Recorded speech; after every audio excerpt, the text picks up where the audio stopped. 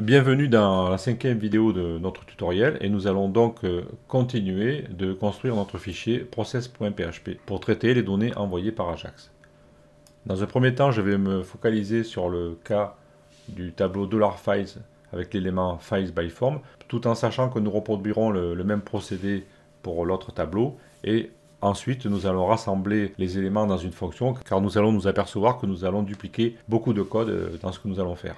Donc je commence ici à faire un petit peu de place.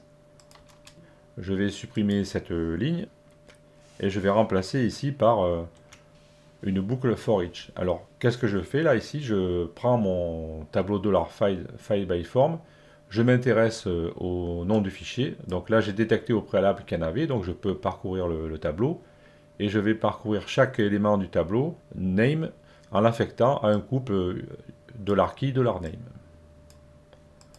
Ensuite, je vais m'intéresser au cas de l'erreur, car lorsque je téléverse des fichiers, que ce soit avec un bouton input type file ou bien avec du drag and drop, il peut y avoir une erreur sur le serveur lorsque le transfert du fichier se produit. Donc si cette erreur se produit, on aura un code ici différent de 0. Donc si le code erreur est égal à 0, ça veut dire que tout va bien, que je peux continuer mon traitement. Ensuite, je vais créer un fragment de code qui va me permettre de séparer l'extension du nom de mon fichier en deux parties. Donc je vais coller ce bloc de code ici et nous allons le commenter ensemble. Donc, je fais un petit peu de place pour le détacher. Dans un premier temps, je crée une variable $temp qui va stocker le nom du chemin temporaire de mon fichier. Donc ceci n'est pas une obligation, mais je le fais pour plus de clarté, car après je vais réutiliser cette variable dans une fonction et ça sera plus simple à lire. Mais ce n'est pas obligatoire. Ensuite, je vais créer une variable que j'appelle nameExploded, qui va être un tableau. Je vais appliquer la fonction explode avec le séparateur point à ma variable name.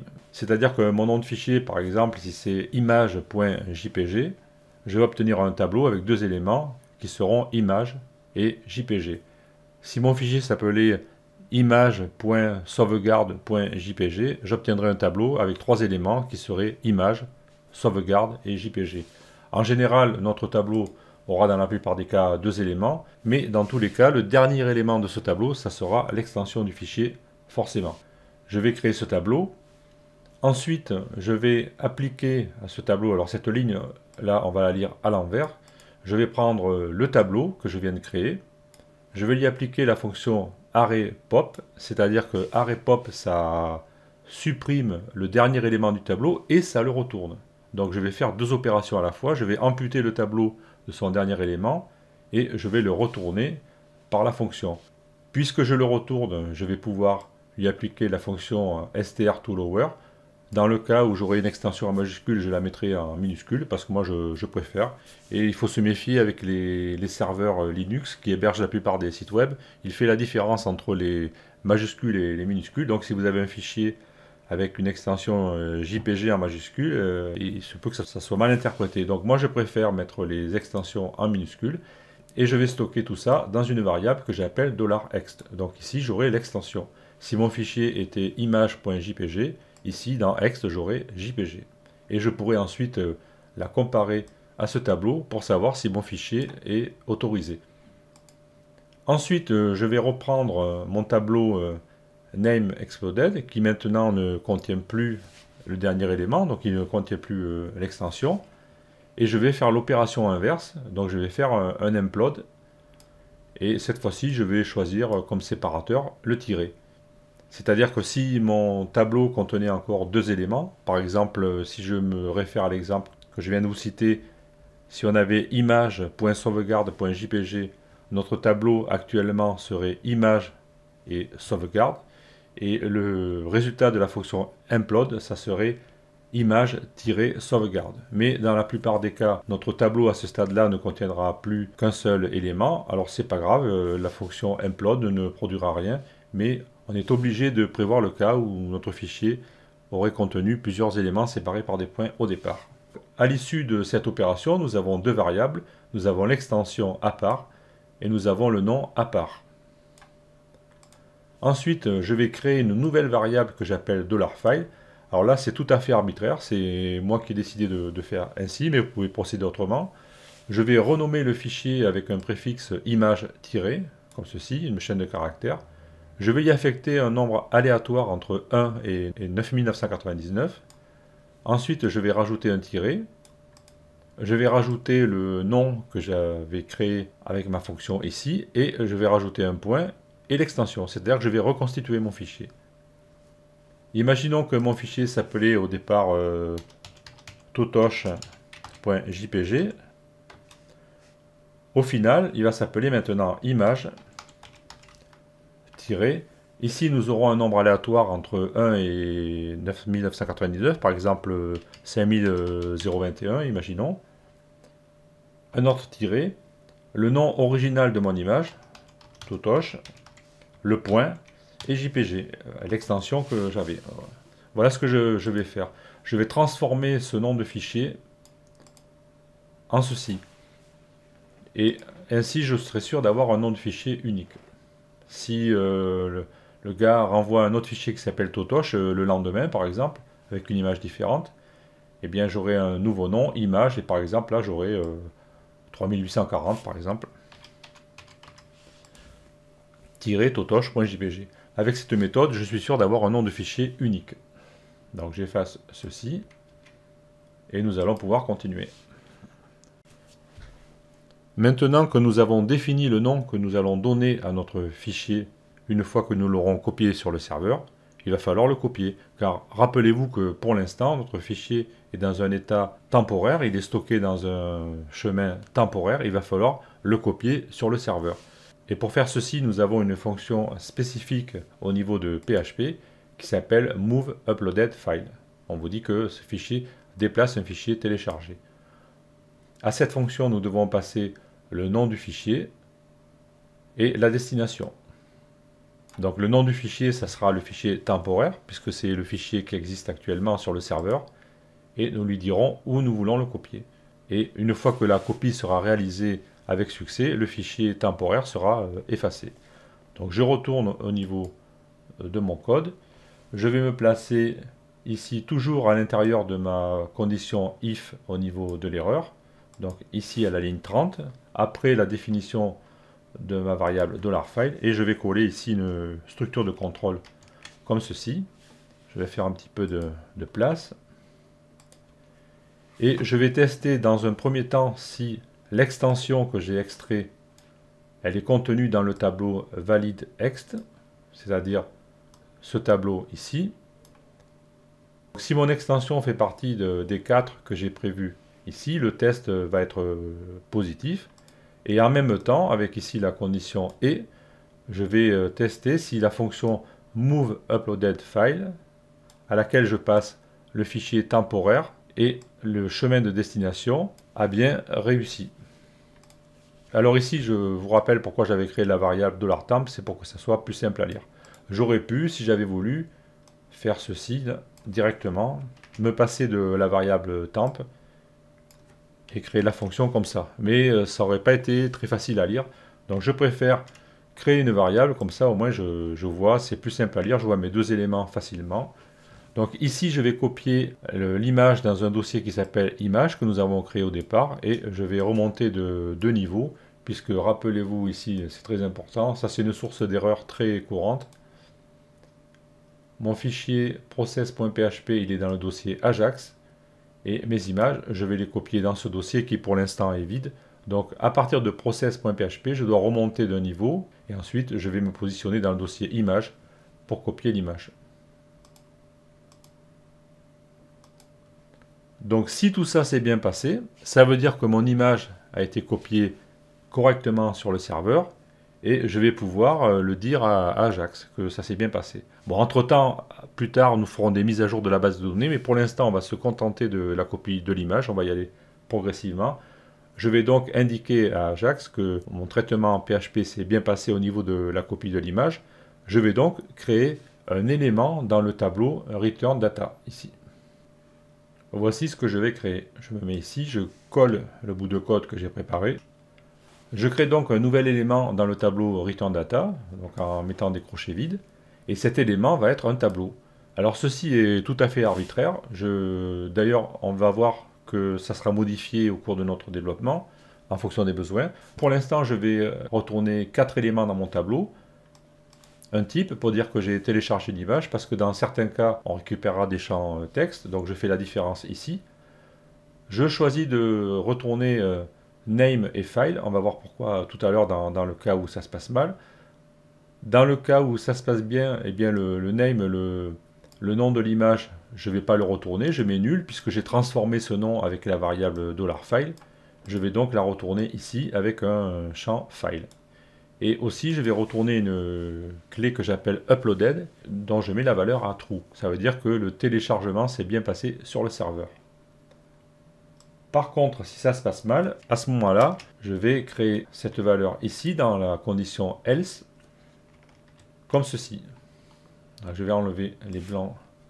Dans le cas où ça se passe mal, donc le else ici, ça veut dire qu'aucune de ces deux conditions n'a été remplie, donc mon fichier n'a pas été copié sur le serveur.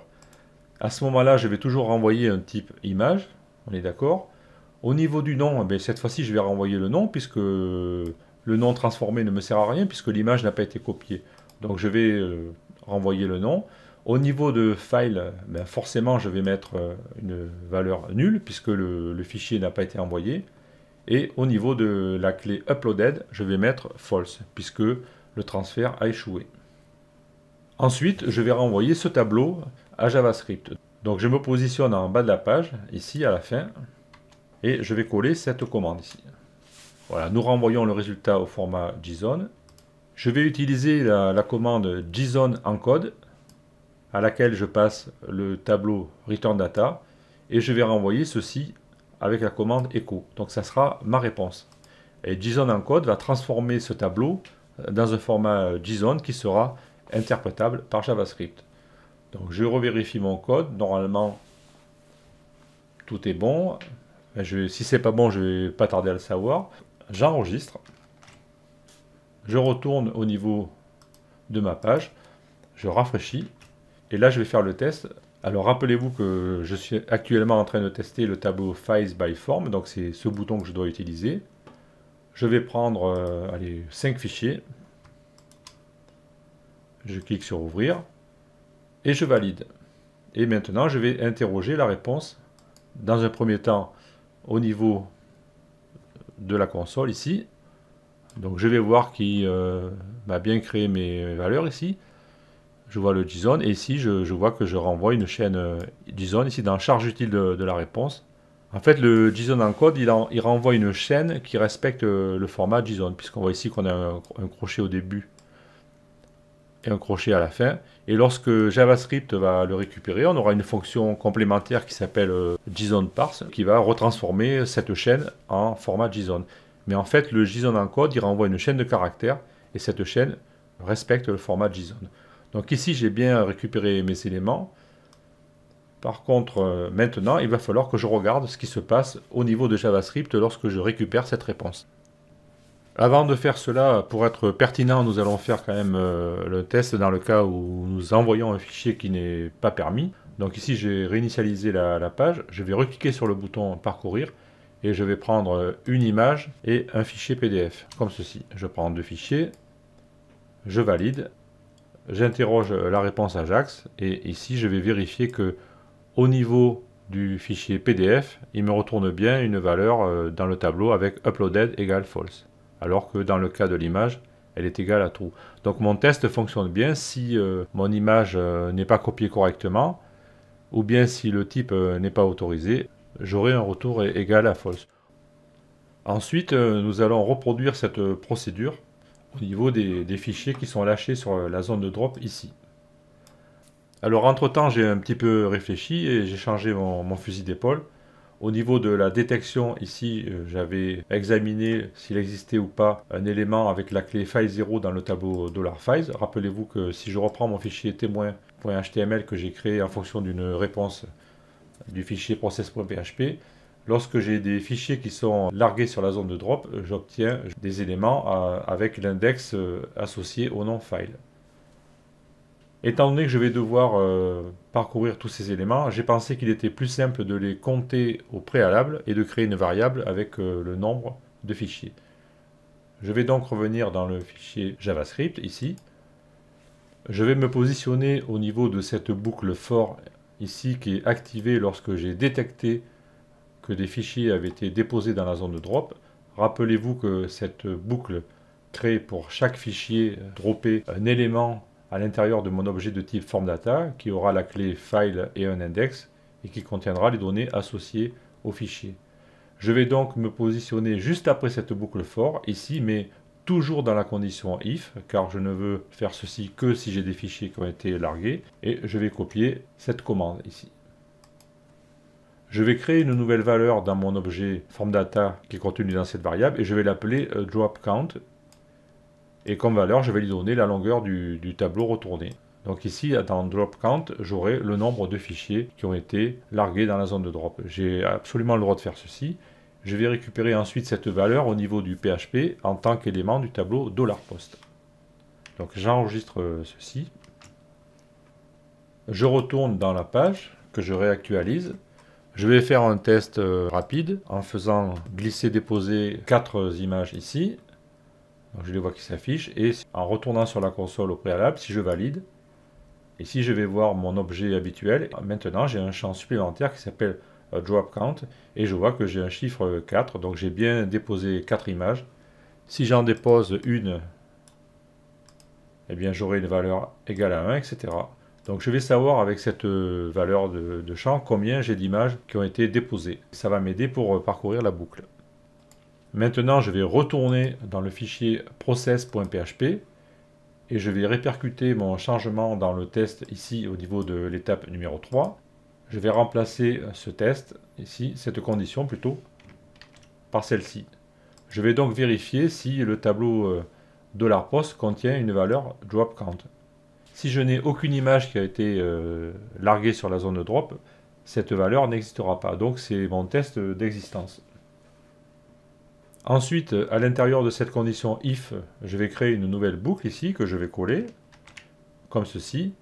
Je vais créer un index $i qui va parcourir toutes les valeurs entre 0 et le nombre d'images. Ici, je vais bien faire attention de transformer ma valeur de champ en entier, puisque ici, je reçois une chaîne dans le tableau. Et pour l'instant, je vais faire juste un contrôle, je vais faire un écho de ce que j'obtiens. Donc ça va un peu perturber le retour JSON, mais c'est pas grave, je ferai juste un contrôle au niveau du résultat de la requête. J'enregistre. Je rafraîchis ma page.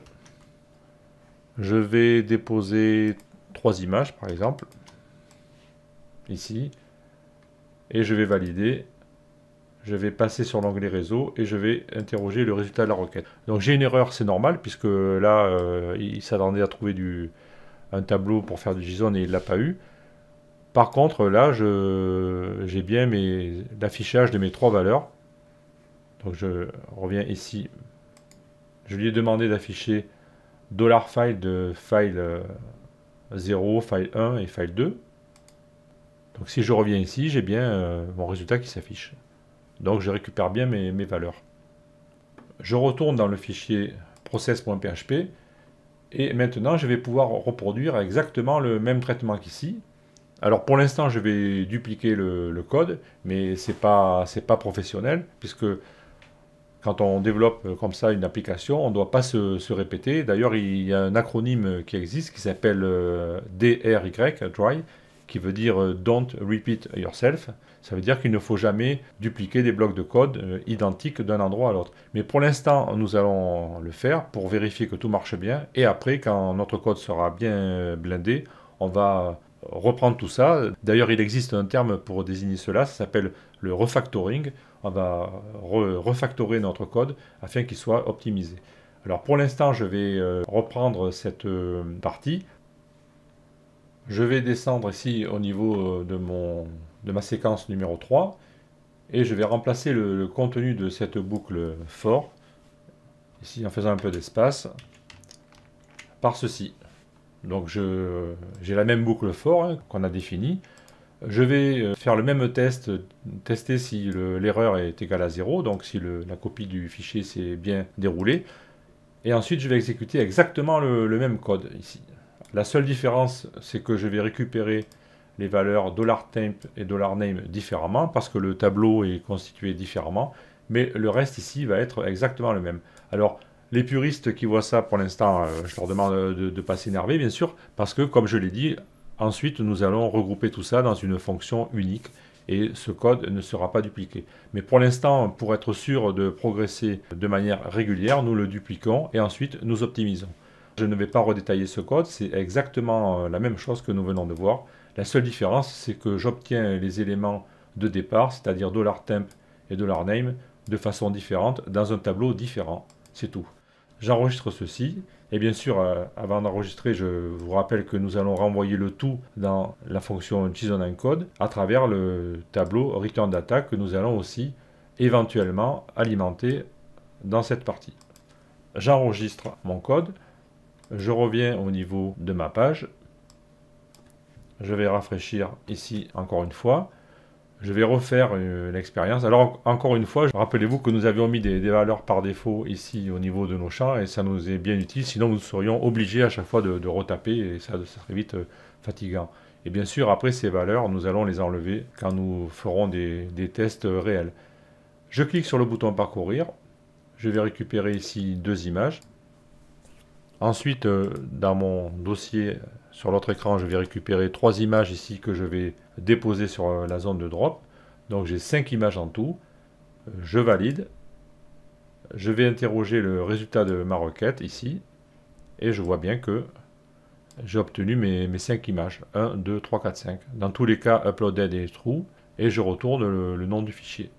Et ici, je vais récupérer donc la chaîne JSON que je vais pouvoir renvoyer à mon script JavaScript. Pour compléter notre traitement, nous allons maintenant traiter les champs de type $post. Rappelez-vous ici que nous avons des champs en texte qui sont transmis dans le tableau $post. Donc là, ça va être très rapide. Je reviens sur le fichier process.php. Je vais me positionner au niveau de l'étape 1 ici. Et je vais coller le bout de code suivant. Alors là, c'est ultra simple. Je vais parcourir le tableau $post et à chaque fois, je vais créer un élément dans le tableau return data.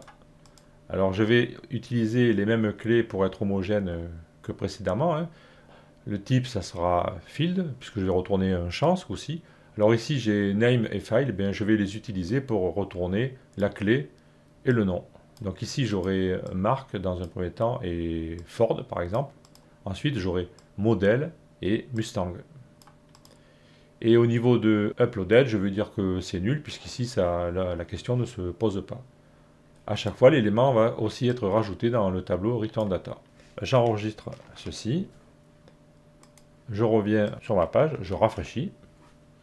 Je vais encore prendre une image.